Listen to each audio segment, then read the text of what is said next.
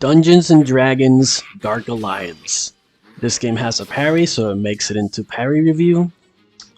So even though the parry in this game is nothing to write home about, and even the game itself is nothing to write home about, if I continue playing, I might play this game again. All because you're gonna see here when you parry, all the enemies get staggered. So you parry one enemy, and then all the enemies that are close to you get staggered. And that is a good substitute for not having a proper counterattack. Like seriously, if you can't have a counterattack, or if your parry isn't like an insta-kill, or if your parry doesn't have this thing where it reflects damage, the next best thing is to not just to stagger one enemy, but to stagger all enemies around you. This is a good study on what parries should be. Like if you don't want to make your parry overpowered, what should you do then? Well, maybe you should do something like this.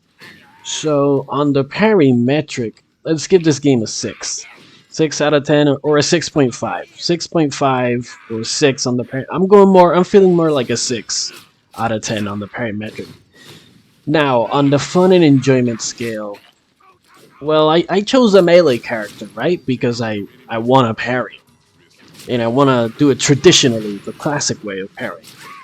Maybe if I choose a range character like a mage, I will be more overpowered and maybe have more fun that way. I doubt it, because the only way that I have fun is by parrying.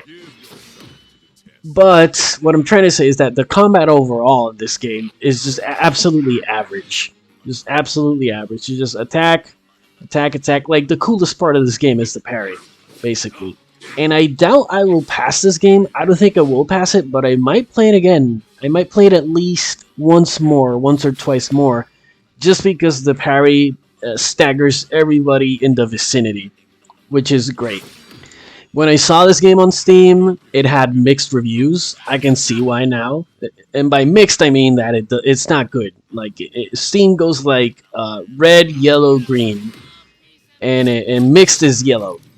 It's in the yellow category of review, which is bad, right? You want to be on the green, which is mostly positive, right? And after playing it, I can see why it's in the yellow, because this game is absolute mid. But that parry, though, that's a really neat thing, that the stagger all enemies in the vicinity. I'm gonna have to see which attacks have the highest DPS, and this is why I find it annoying when there's no proper riposte and no counterattack.